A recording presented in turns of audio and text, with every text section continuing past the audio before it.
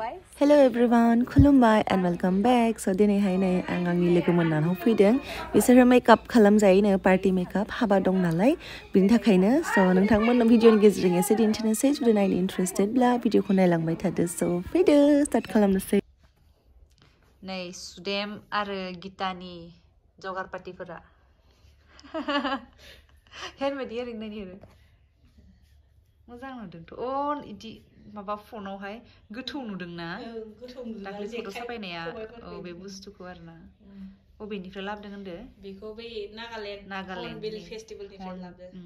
मोजां नुदोंथ' इउनिक आरोना जोंनियावथ' मोना नालाय इदि मोजां नुदों बिउटिफुल गिता नायलाय नाय इथिं नायलाय दिनैसो फार्स्ट टाइम देलाय जादों फार्स्ट टाइम नायनोसै माबायदि नुयो फाइनाल लुकखौ ना मेकआप खालामगासिनो आगै गिताखौ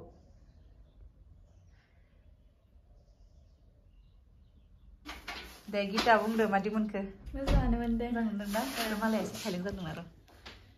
खायलें जादों मालाया समायदों ओइ मोजां खालामना होलाय बे इथिं फायबावनांगौ थांनाय जाबाय दां एबाराव जाबायना दा उनाव माबागोन आरो मोजां नुबाय दे कर्ली हेयर्स गिता गिदिंना हो मोजां नुबाय दा दे गिदिंफिनदो सुदेम इज रेडि मोजां नुबाय दे मादि मोनखो बिराद मोजां थर्ड टाइम ना थर्ड टाइम दे सुदेम मोनहानाव फैनायमोन आंनि लोगो सुदेम आंनि भिडिअ नुखायोना नोंथांमोना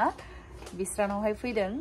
मेकआप खालामनो होननानै फैनायमोन मेकआपआ डान जोब्बाय बिब' बिनानाव सानैबो खालामजोब्बाय पार्टी मेकआप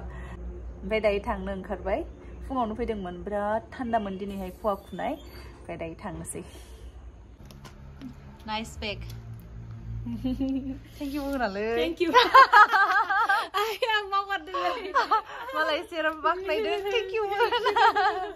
मोजां नुमारदोंलै बेगखौ नुदोंथ' किउटथार नायनि खनसे बाय बाय बाय बाय थांनोसै हाबायाव मोजां वेलकाम हाबायाव मा जाहैगोन दानाबा अमा बेदर